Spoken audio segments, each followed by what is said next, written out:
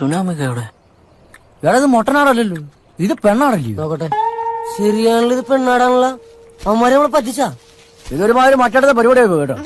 കൂറ്റ മുട്ടനാടാ, ഹിമാലയ മുട്ടനാടാന്നൊക്കെ പറഞ്ഞിട്ട് ഈ ഏപ്പരാച്ചിനാണ് തന്നേക്കുന്നത്. ഇതിന് നമ്മൾ ഇനി എന്നാ ചെയ്യണ്ടേ? എന്ത് ചെയ്യാൻ? നമുക്കിതിനെ വീട്ടിൽ കൊണ്ടുപോവാ. നിന്റെ തലയിൽ വെച്ചോളൂടാ. എന്റെ വണ്ടിയിൽ നിന്ന് സ്ത്രീകളെ കയറ്റാൻ പറ്റിയല്ല. ഷാജിയേട്ടാ, ഇത് വേറെ ഒരാടല്ലേ, ഒരു പാവം ഉണ്ടാ പ്രാണി. കണ്ടോ, കരയുന്നുണ്ടോ? ഈ പെണ്ണുമ്പോൾ ആദ്യം കിടന്ന് കറി, പിന്നെ അതിനകത്ത് കയറി അപ്പിട്ട് നാറ്റിക്കും. അപ്പിയല്ല, കാട്ടം. ഇട്ട് കഴിഞ്ഞിട്ട് പിന്നെ അതല്ല ഇതാന്ന് പറഞ്ഞ വല്ല കാര്യം ഉണ്ടാവുകയെ. ഇതേ പൊന്നുപോലെ ഞാൻ നോക്കി നടത്തുന്ന വണ്ടിയാ. അത് എന്നാലും പിങ്കി ഇവിടെ ഇട്ടിട്ട് പോവാൻ പറ്റൂല. കണ്ണു വയ്യാത്ത സ്വന്തം വല്യമ്മേനെ വരെ അങ്ങാടിയിൽ ഇട്ടിട്ട് വന്നവനെ അവന്റെ ഒരു പിങ്കി പോടാ മാറി.